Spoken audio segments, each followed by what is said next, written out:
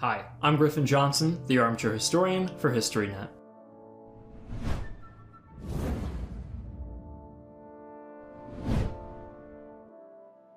The Japanese attack on Pearl Harbor was the culmination of several decades of growing enmity between the United States and Imperial Japan. It marked the United States' entry into the deadliest conflict the world has ever known. But why did Japan decide to launch an attack in the first place?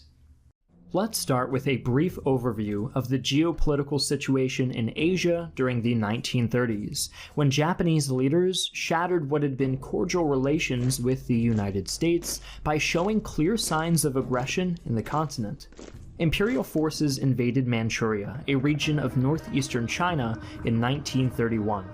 Tensions escalated as Japan continued bolstering its forces in Manchuria, ultimately launching a full invasion of China in 1937. The US quickly responded by sending foreign aid to Chinese forces. With little hope of improving relations with the United States, Japan switched its foreign policy to one of intimidation. By the summer of 1941, it had aligned itself with Nazi Germany and Fascist Italy to form the Axis powers, and the US consequently severed all commercial and financial ties with Japan and imposed an oil embargo. Japan was in an extremely precarious position. It had invested heavily in invading the Chinese mainland, and as a result, it needed as much fuel as possible. However, without access to American oil, Japan had to look for alternatives, namely British Malaya and the Dutch East Indies, which had the oil, rubber, tin, and iron required to continue their conquest. There was one problem. The Philippines were controlled by the United States, and if the US was ever provoked, these islands would serve as the perfect staging area for an invasion of Japan, and as a naval base to cut off any imports from coming into the home islands.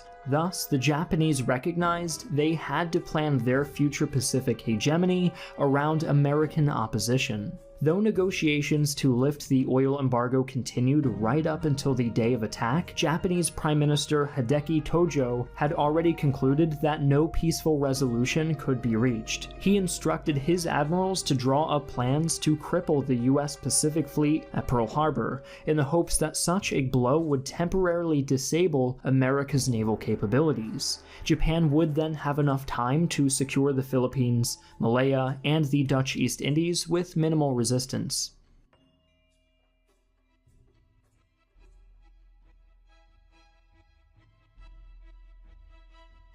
The US fleet at Pearl Harbor was completely unprepared for any large conventional attack. Even after the destroyer USS Ward reported that she had engaged an unidentified enemy submarine before dawn, no efforts were made to perform further reconnaissance.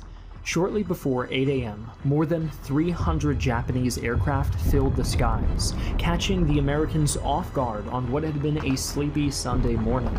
Japanese fighters quickly targeted the 400 US military aircraft before they could get off the ground, destroying 188 and damaging 159. Similarly, the ships anchored in the harbor were sitting ducks. Most of their crews were ashore.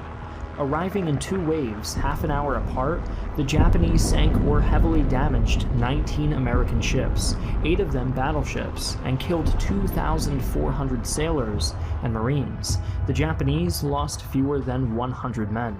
Though the attack dealt significant damage to American forces stationed at Pearl Harbor, it was not nearly as devastating as Tojo had hoped.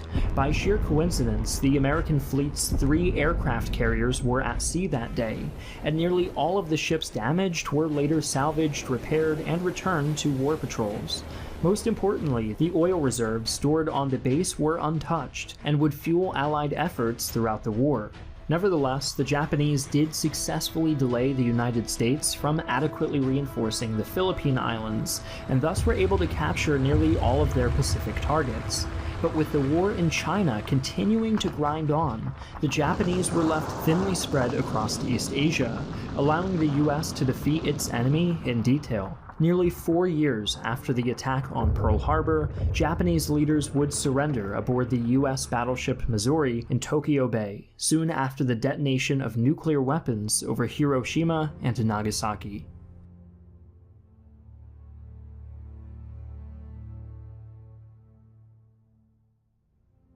Thanks for watching. This has been Griffin Johnson, the Armchair Historian, for HistoryNet.